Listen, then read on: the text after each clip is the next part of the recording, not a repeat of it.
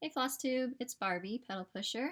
I'm back. It's been a while. I think it's been a month and a half-ish. It's been a crazy month and a half. I've got a lot to tell you guys about, a lot to go over. It's kind of all spread out here. Um, so we'll get to it here in a second.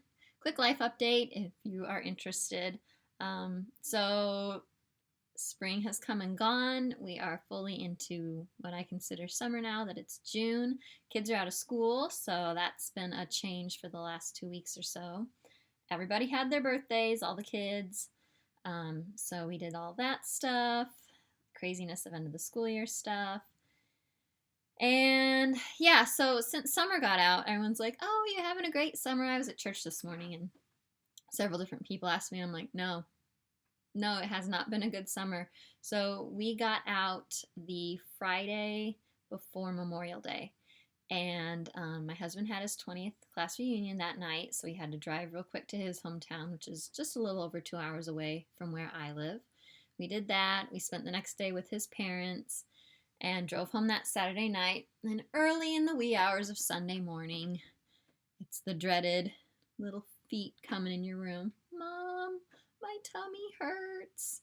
It was the 8-year-old, and so he proceeded. About an hour or so later, up it came. So that was vomit number one. So that was Sunday, early Sunday morning. He was fine the rest of the day, thank goodness. It passed pretty quickly. Monday was fine, Tuesday was fine. Wednesday of that week, so the Wednesday after Memorial Day, the 2-year-old, about 30 minutes before bedtime, is running around the house, as 2-year-olds do. And also, as 2-year-olds do, I think just tripped over his own feet. I don't know, I was upstairs. All of a sudden, I heard a big bang. And if you follow me on Instagram, you saw this already. He just turned 2 May 1st, chipped both front teeth, like badly. One tooth, about a quarter of the tooth was missing. The other tooth, about half was missing. He was a trooper, though. I mean, he cried and screamed, of course, for a while, but once we got him settled down, he acted like he was fine. So we called the dentist first thing the next morning, and after going over a few options, basically the best choice was to pull one tooth. So the poor guy, his very first trip to the dentist, he got to be held down, which is really, really fun if you've ever gotten to do that with your child. We had to hold him down, and they pulled one of his teeth and then filled the other one. So it looks fine, but yes, he will have a hole for the next 4 years or so until he finally gets his adult front teeth. So also that Wednesday night, if the stress over the teeth wasn't enough, the 8-year-old again got sick and threw up again. Threw up to 2 pukes. Keep count. There's more. So that was then Thursday. We pulled his tooth. Friday was fine. Saturday, Sunday, fine. Monday, great. Monday night, I hear in the other room, mommy, mommy. I go in. It's my daughter. She's the 6-year-old. She sometimes gets vertigo. She's done this for years, and it's not when she's awake. It's not when she's playing or doing stuff during the day. She'll get it at night. Like, she'll wake up in the middle of the night and she's dizzy. We didn't know what it was for the longest time. When she was really, really little, like 2 and 3, and she'd get it, she'd wake up crying in the night and she'd say, mommy, bed goes side to side, bed goes side to side. And I was like, what is she having a bad dream? What's this kid talking about? So we finally figured out it's vertigo. And it doesn't happen as often, but the horrible thing is that now when she gets it, well, not now, pretty much all the time when she gets it, it's not just one night. She'll get it like 3 nights in a row. So she got it that first night, ended up throwing up. Third for the summer. But then she's fine the rest of the day. Like, she was okay, perfectly normal. So the next night I knew it was going to be bad again. We're trying to psych her out with, oh, you're fine. It's going to be great. Trying to play those parent mind games. Nope, woke up again early hours of the next day, and number 4. So we got her some, I don't know if any of you have any suggestions on what to do for vertigo in a 6-year-old. That it's when she's sleeping. We've taken her to a doctor, to check her ears, check her blood pressure. They checked everything. They don't know why she gets it. And from what I've looked up online, you know, Dr. Google says that sometimes kids outgrow it. It's something with crystals in their ears. I don't know exactly. And it has happened less frequently now that she's getting a little older. So hopefully she's outgrowing it. It's been almost a year since she had her last one because I keep track of it on my phone. Anyway, so we tried. I thought, well, maybe like motion sickness, the movement, maybe if I get her those C bands, that'll work. So she wore special bands for night number 3, and she didn't get dizzy. So I think that worked, but she woke up again at like 5:30 in the morning. She said her head hurt, and then she threw up again. So that's a total of 5 different puking mornings that we've had in 2 weeks of summer, plus chipped teeth and a tooth extraction. If this is how summer's going to be, it's not going to be a good summer. I'm trying to be positive and say it can only go uphill from here, right? Please tell me it will only get better from here. So yeah, how's your summer been? Hopefully less vomit filled. All right, enough talk about puke. Let's talk about stitching. That's much more enjoyable and pleasant. Not quite sure what order to like do everything in here, so I'm just gonna kind of like somewhat chronologically go. I don't even remember. It's been too long. So last time I talked to you guys, it was April 15th. We just had my birthday, and thank you so much for all of you who sent nice birthday wishes my way. I greatly appreciate it. So a couple days after that video, I got a package in the mail. It was from my friend Misty, and when I opened it, I had a beautiful bag in there. Yeah, I know the Flosstube rule, you're not supposed to use it till you show it. There's no way I was waiting. This bad boy's been in use since then. It is a beautiful bag, and what makes it even more special, not only is it awesome that Misty gave it to me, but it's made by Helen. So I love it. Thank you, Misty, so much. And it had goodies in it. Let me show you. So it had a cute little needle minder. Here's our pretty little card. I have saved all the stuff in here. I've been using the bag, but I saved the stuff. So cute. What else is in here? And then I feel like I'm forgetting something else, but Misty, I don't know if she was just being sneaky in Nashville or if she managed to reorder, but after I left Nashville Market, I'd gotten the Jenny Bean Halloween sampler by Shakespeare's Peddler. If you go back several episodes to the Nashville one, you'll see that. And I didn't realize that they had the Christmas one there too until I got home and I was like looking through her price list. And I was like, I should have gotten Christmas. So I sent Misty a text. She was still there on Sunday. I'm like, can you try to get that? She said they were all out. So I don't know. Misty, you'll have to let me know if they were all out truthfully or were you just being sneaky because you knew I wanted it and you saved it for my birthday? I don't know. Either way, I'm happy. So she got me Jenny Bean's Christmas. So thank you, Misty. I love these. They're so cute. And I saw several people stitching this last Christmas, and the colors were really, really nice. So, yay. Thanks, Misty. And I love this bag, and you will see it later when I show you what I have been keeping in it. Actually, I don't need to put those back. So, yes, it has been in steady use ever since. Put it up here. And if that weren't enough, like a couple days after that, get another package in the mail unexpectedly because I've been really, really good. There's like one haul item. Month and a half. One. I know, pretty good. So I open the mail, another package this time. It's from Helen. Stitchy friends are the best. That's all there is to it. And I was so excited about one Helen D bag. 2 bags! Helen made one too. So this one's a little bit bigger. Just as cute, just as nicely made. If you are ever even somewhat considering getting a bag from Helen, do it because they're fantastic.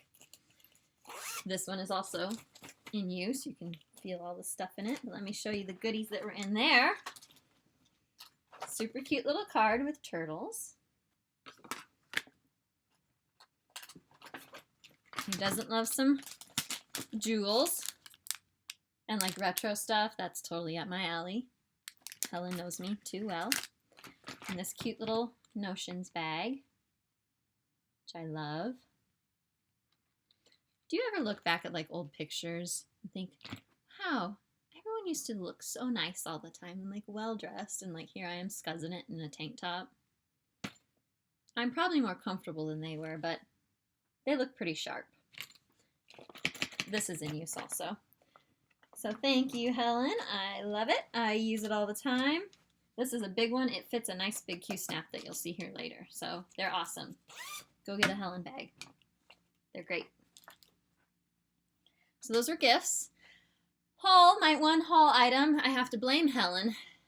Now, as wonderful and sweet as Helen is, you've got to watch her. She can be a very bad influence sometimes, but in the very best way. In our little group text between me, Helen, and Misty, sometimes we'll be like, somebody on stash unloading, and just listed a bunch of cardstock Prairie Schoolers, because we're all kind of on the lookout for the cardstock ones. I admitted it before. I'm a cardstock snob. That's kind of all I want right now.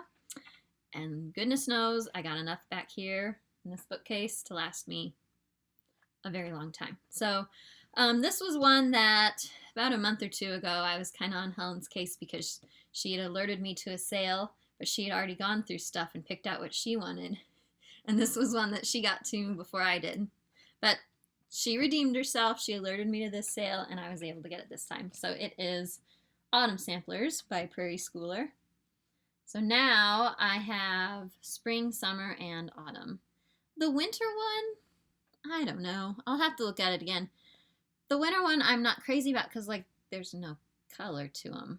If I'm remembering correctly and thinking of the right ones, they're basically all white, like whites and creams. And if you've watched me for any amount of time, you know I'm a colorful kind of stitcher, like these. I'll probably even amp up the colors a little bit more. I don't know how I do with something that's very muted and subdued, so I don't know. That's all the cross stitch haul. I did go, I almost forgot, hang on. I went to, so the cheerleaders in town were holding a craft fair and vintage market. And so my next door neighbor and I went one day at the high school on the weekend and checked it out. And it was a lot of not the greatest crafts. I really wanted the vintage market part. So there were like 2 booths that had vintage stuff at them. And we just pretty much hovered at those booths and looked and touched everything. And this is what I came home with. So I got this kind of, it's nice heavy duty crock.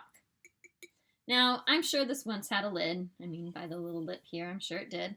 And obviously the painted design's worn away. It kind of looks like it could have been maybe daffodils, which I'm a sucker for. But I love the color. I'm the type of girl that everything I'm like, ooh, you could put a plant in that. Nice plant. Is there a plant in it yet? No, of course not. But maybe someday there will be. It's pretty. So I got that, and it was a really good price, too. Like, sometimes those vintage market things or like antique malls, everything is ridiculously overpriced. I don't even remember what I paid for this. It was like $5. I don't have the price tag. Something like that.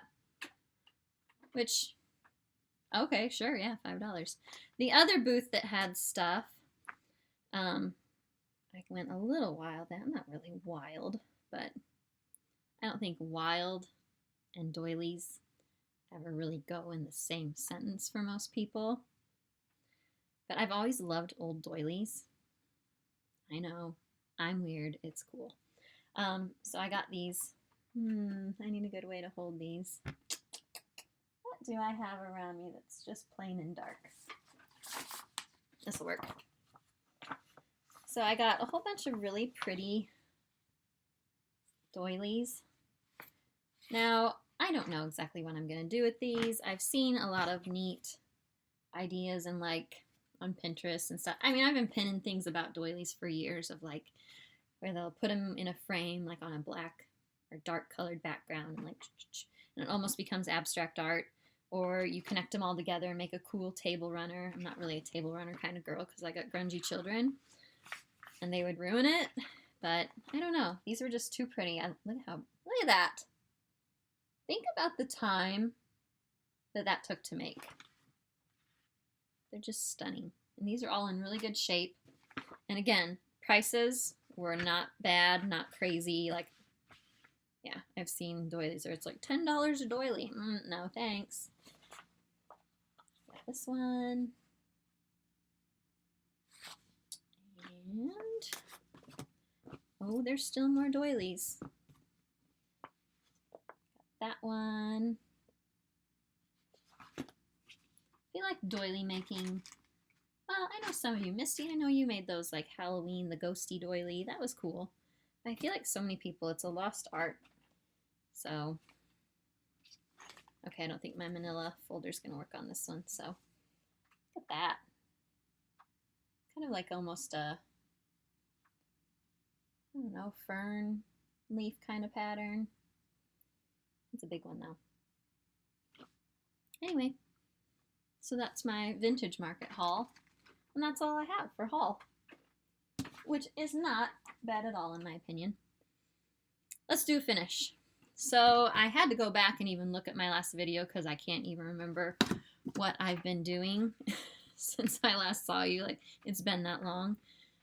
And so I was watching my last video and I was lamenting still over my February A Very Prairie Year start, which was daffodils. And how it just felt like it was taking forever to stitch. I did finally get that bad boy done. So there is the original. I, of course, made changes. And here it is.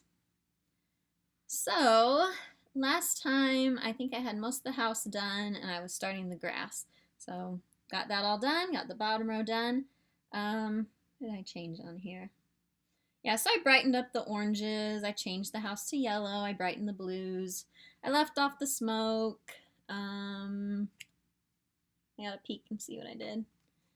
Yeah, just stuff like that. I mean, it's pretty true to the design because I do like this design.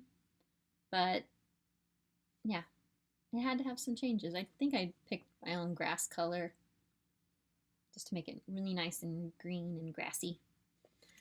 Obviously, it's not FFO'd yet, because eventually the fantasy plan, got some crazy hair going on, the fantasy plan is to someday have all the months and swap them out. And so see these right there? That black thing, and there's another one behind it. I had bought those a while ago thinking, oh, that should fit these. Nope, doesn't fit. So I don't know how I'm going to frame those yet and swap them. So for now, sorry daffodils, you're just laying in the, not the drawer of shame, not the under the bed box, just chilling around in my messy basement. So that was my February A Very Prairie Year. I showed you last time my March A Very Prairie Year. I snuck in, like skin of my teeth, snuck in my April start for the Sal. So I decided, just forget what I said last time because I didn't do that. I decided to go ahead and do the robin here on May. I'm leaving off the words because I'm planning on just being able to display it for spring. Because daffodils and what look like to be grape hyacinths, those little things, that's what it looks like to me. They don't bloom in May here. They bloom in, depending on how warm of a winter, end of March, early April, somewhere in there. So, of course, I've just pulled my own colors because that's what I do with Prairie Schoolers and brighten them up. And I have a little scrap of tea and coffee dyed Monaco. And that's where I am at. This was I started it, I believe, April 29th. And this was my card project for the pickup line for the most of the rest of the school year. So a couple weeks worth of sitting in a line of parked cars progress. I like it. It's cute. When you do work on it, it goes pretty fast. It is a lot of bird to fill in, but oh well. There's going to be a lot of grass at the bottom too, but it will get there eventually. So that was the April A Very Prairie Year start, in case you are keeping track. Then Mania hit. So last time I also was talking to you and I was trying to decide what to do for Mania. And I ended up I kind of had talked about it and I did end up doing it. I kind of did a Stitch 9 challenge, Stitch Mania, where I took some of my Stitch 9 projects and devoted like 1 week to each one. So let me show you what I did. I did 3 of my projects, and then for the 4th week I did a new start, which is my May, a very prairie year start. So let me think. What did I do first? It's in this Helen bag. So the first one I picked up to work on because I wanted something nice and springy and cheerful was the mason jar lineup. This bag came at like the perfect time because this thing, I usually just use these really fancy project bags. This doesn't fit in here. So I stick everything in the ottoman in our living room. And so this was like just floating around and it made me nervous that I was going to lose stuff, but it fits in this bag perfectly. So let me show you where I got my goal. I didn't really set like super specific goals with each project, but kind of like, well, I hope to do this. So my goal was to try and get at least 1 jar 100% completely finished, backstitched and everything. And I did manage to do that. So there it is. And I think it looks lovely. The backstitching helps a ton, which is no surprise to most of us. This jar is almost there. I think I've got a little bit of stuff here at the bottom and a little bit of green here at the top, and then I can backstitch that and finish off. I didn't backstitch these even though they're part of this jar, just because I wanted to make sure I got the other things finished. So I like it. It is a lot of color changes. It's a lot of like when I step away from it for a while and have to go back and get back into it and like figure out where I'm at, because I'm not a highlight your chart as you go kind of girl.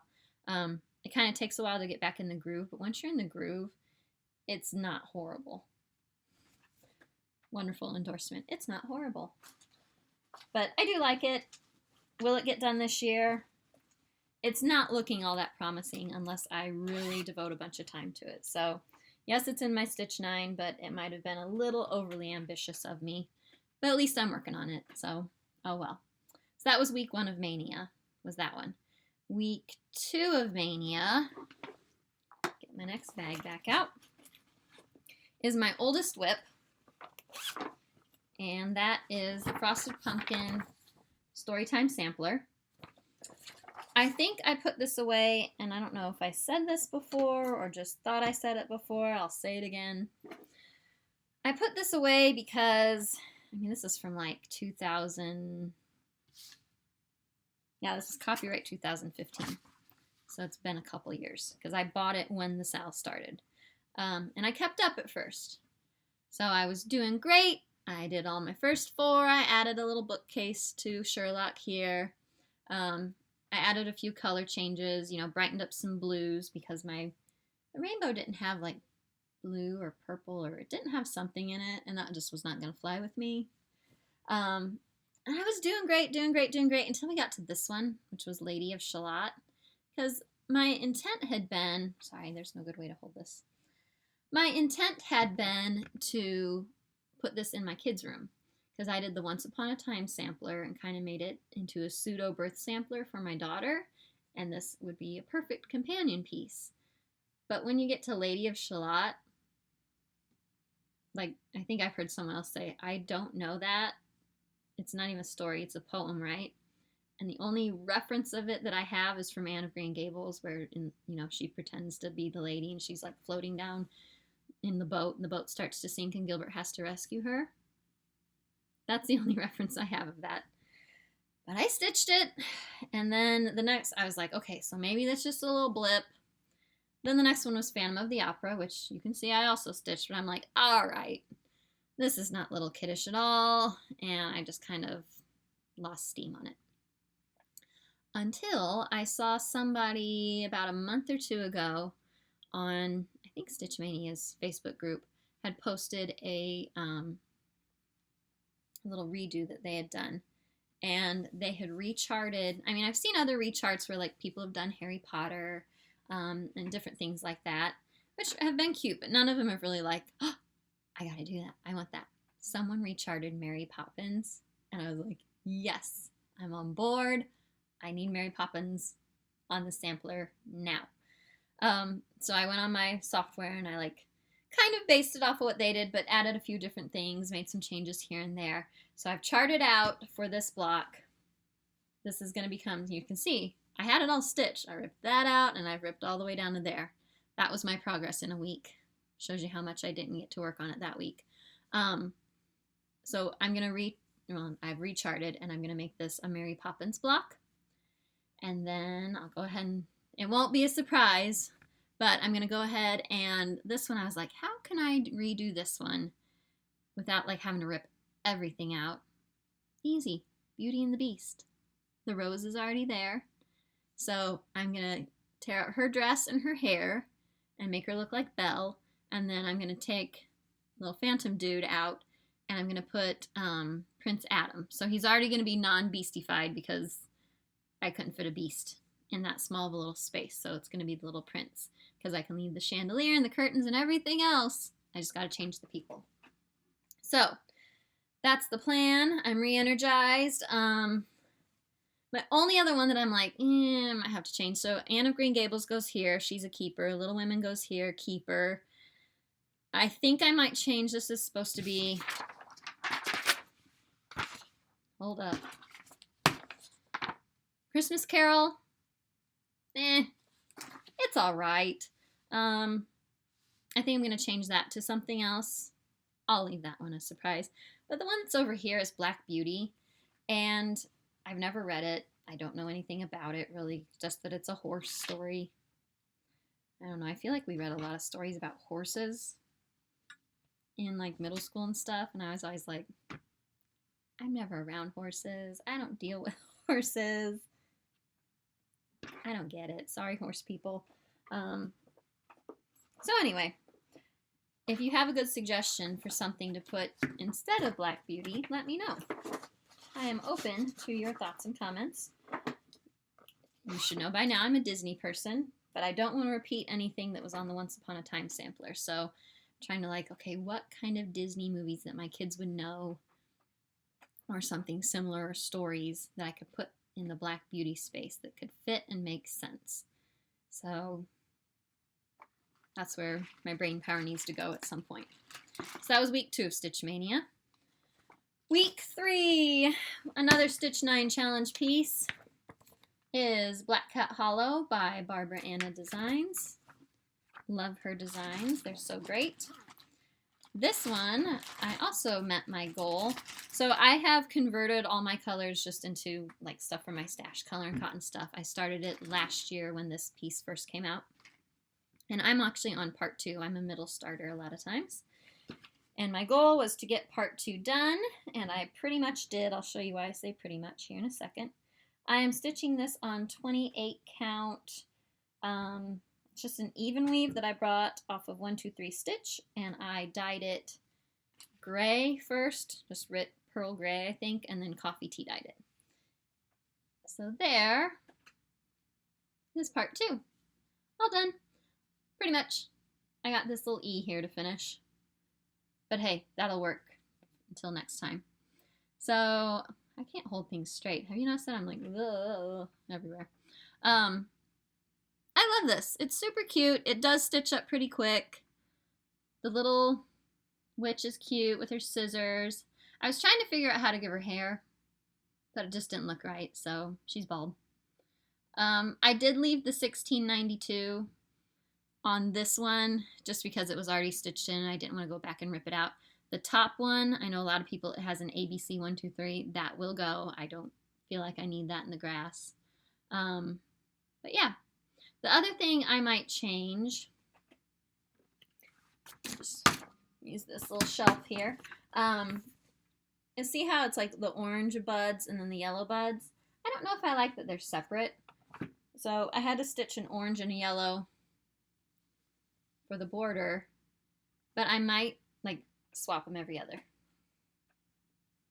We'll see. I might not, you never know. But that's kind of what I'm thinking. So I think if, I can every couple weeks get this back out and work on it, there's a slight chance it could be done by Halloween. Maybe. I mean, it's June. It's beginning of June. It's conceivable, right? All right, so that was week 3 of Mania. Week 4 of Mania, I decided to do a new start. So I needed to get in my A Very Prairie Year start for May, and I did. And I decided to go with what I was going to do in April. I did in May. So this is the summer samplers, and I'm doing the middle one because I don't have much stuff that's summer. I have some patriotic, but I don't have much like just flat out summer. And so before, with all the Prairie Schooler pieces, I've like kind of tweaked the colors. Oh no, we're going hog wild on this one, people. Just throw it all out the window. Barbie's gone nuts. She's doing what she wants. Here is what I have. So remember, get those colors in your brain. Blues, dark greens, pinkies, yellows. You ready? Ba-bam! So, I call this color palette Sun Washed Summer. Don't ask me why. I just made it up. So I decided to do, obviously, this pretty aqua. Now, I didn't even really notice.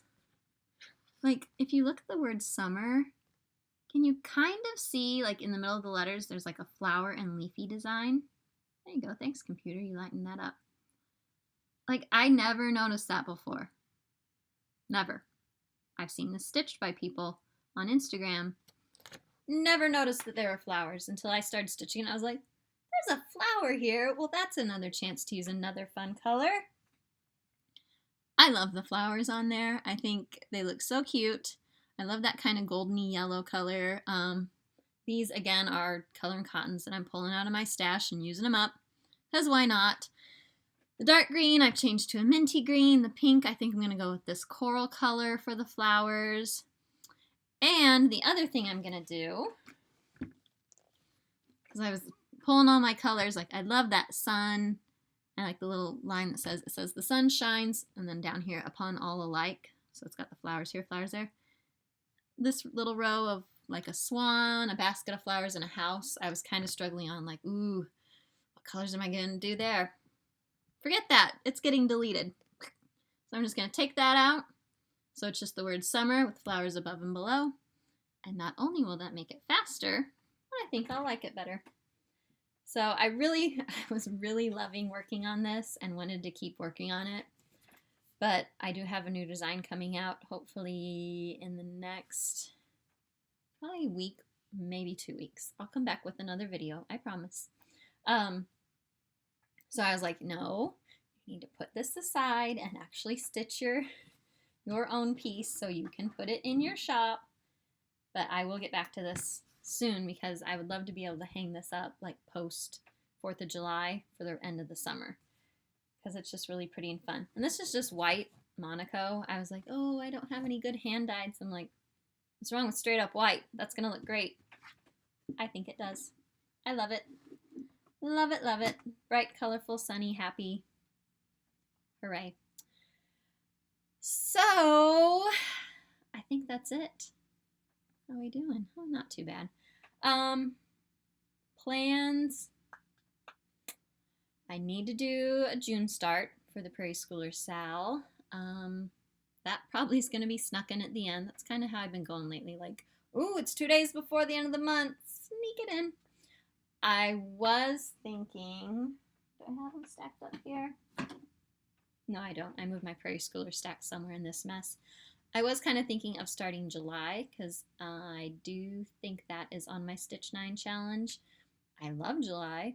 If I could, I'd just go to Helen's house and kidnap her finish and just bring it here. But she's a bit of a drive for me, you know, Illinois to Maine. Take a couple hours. So I won't kidnap hers, so maybe I'll start my July sometime in June. That way I'll have something, you know, patriotic to stitch on around 4th of July. Other than that, I'm really motivated to, like, get whips done. I'm the type of person, I do not like to have a lot of projects going. My ottoman is filling up with my gallon zipper bags, and that kind of, like, I'm Misty, I'm like you. Kind of stresses me out. I get a little anxiety, like, oh, so many projects.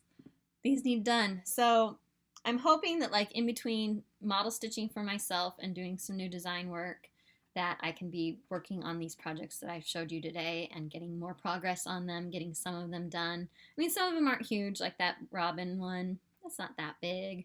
The summer one should stitch up pretty fast, especially deleting that row. It's just a matter of finding the time. And now with the kids home over the summer, that's harder to find. So it is what it is. I'm enjoying having them home despite all the vomiting. It is nice to spend time with my littles because, as we all know, they're not little for long and it goes way too quick. And summer will be over before I know it and they'll be off to 1st and 3rd grade. So I hope you're having a good summer. I hope you're getting out and enjoying the nice weather. We planted our first vegetable garden, so it's going well. My flowers are starting to pop up. I've been having a bit of a fight with the rabbits. It's almost been all out war. Last year I put my hair on stuff and that worked fine. This year they're like, I don't care, I'll eat your hair too. So we do have quite a bit of chicken wire around the front of our house in various locations. The little jerks ripped up all my sunflowers except 2. They were like, this tall. And they just nipped off the bottom and let them fall. Like, show you. I'm not even going to eat this. I'm just going to rip it out. Destroy your flowers. I'm not bitter.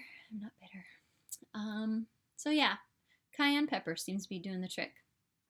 In case you need that tip, it's on my zinnias. It's on a couple sunflowers, but cayenne pepper. Take that, bunnies. All right. With that, I will see you guys hopefully in the next week or 2 with kind of a shop update and a new pattern release. Have a great rest of the week and happy stitching. Bye!